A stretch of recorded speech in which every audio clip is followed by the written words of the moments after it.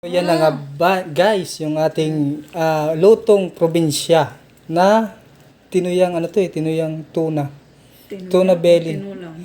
Hindi ko alam kung nasaan na yung tuna, nagtago na. Yan guys, and the taste, quality taste. Magluto pala tayo ng tinolang isda na naman, tinuyang na isda ba? At tuna na naman. So, ingredients natin, kamatis, sibuyas, luya, yan, at saka meron tayong kalamansi at saka lemon. Siyempre guys, hindi mawawala yung ating siling green, yan, onion leaves, at saka ito, iwan ko kung ano to, basta leaves to, at saka malunggay, yan. Yan, siyempre yung ating tawag to, pechay. Yan. So yan guys, so nagpakulo na tayo ng tubig and then may ano na siya niyan, ang tawag to, tanglad. Yan, pinapakulo po muna natin yan guys. So ihalo na natin yung sibuyas at saka kamatis. Yan, riko. Tumalsik pala yan. Yan guys, tapos yung ating sibuyas. Luya pala, luya. Yan guys, so pakuluan nyo ulit natin guys. So yan guys, bango na talaga. So after natin halos kumulo yung ating ating mga lahok, siyempre ilalagay na natin yung ating tuna. Okay. Lagay na. Yan na po guys, nilalagay na yung ating tuna. So hiniwa-hiwa po natin yan guys. Maliliit kasi tuna belly siya guys. Ano hiwa yan? Cube size. Bite size? Hindi cube size.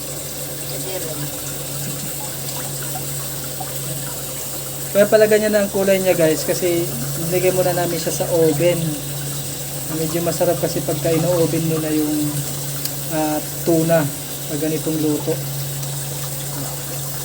Paliwanag pa no? Words. Para hindi rin malangsa. Yan, pag ino-oven siya. Kasi naka talaga siya, naka frozen.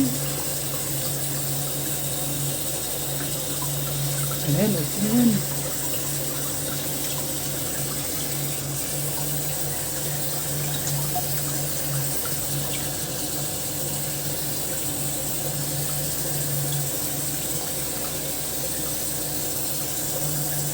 Paano na yan? Apaw na yan.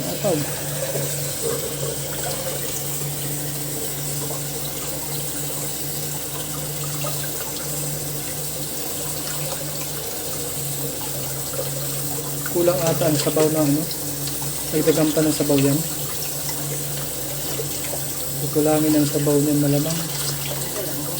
Nagdagan na lang natin. Tapos ilagay na rin natin yung ating pampalasang patis. Akin na yung patis. Ikaw na magtansya. Kasi baka masubrahan ko. Patis.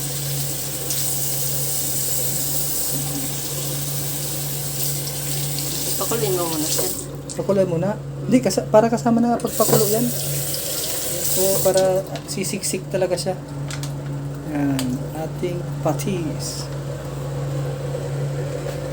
Guys, so talagang ang bango na talaga guys. So ihalo na natin tong siling green, onion at saka yung kung anong dahon na tong isa. Basta dahon yan.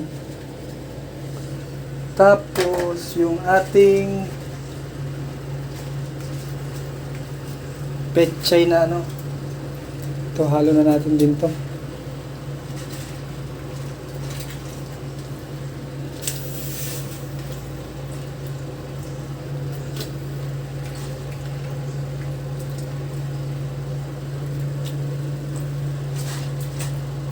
Guys, at saka natin uli pakuluin.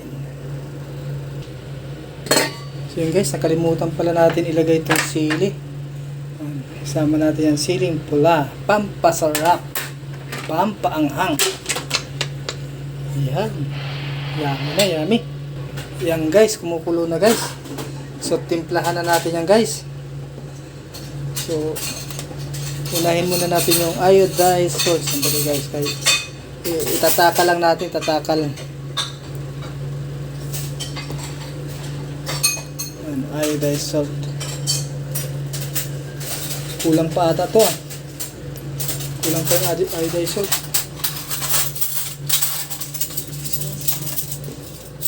Yan. Tapos yung ating betchin yaman palagi nga. Ating betchin. Ajinomoto.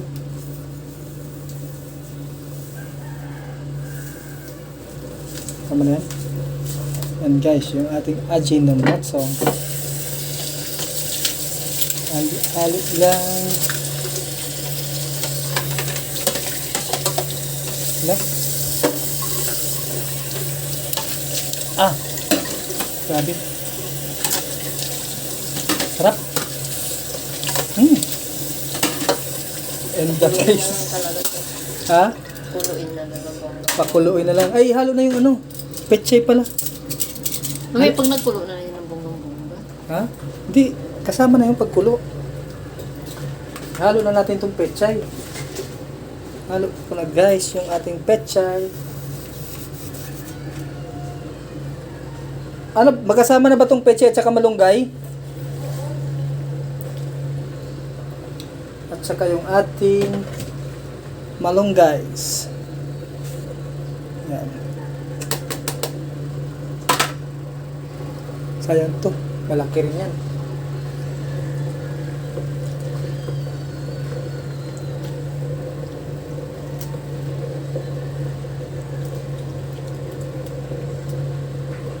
Ah, yummy. Pero parang mas maganda pang konting asin pa, konting asin.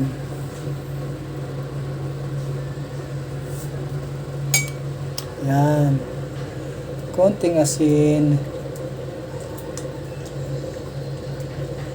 And then pakuluin na, pakuluin.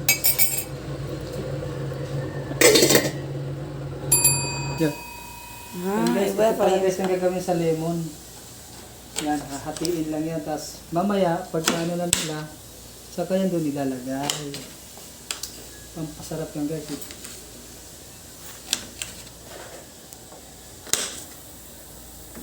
Tahimik lang kami. Ha? Tahimik kami.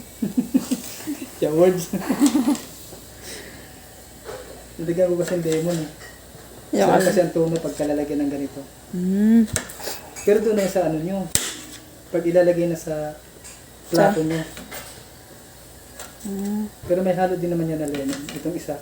So yun pala guys. Ito rin no, yung lemon natin kanina. So ihahalo din natin yan. Yan. Yung kutsara, inugasan mo na. Di wow. Yan. Tapos pakuloy na natin yan guys. Ang bonggang bongga. Yun, mura ba may sabon? Ano mo na? Pero hinugasan ko lang.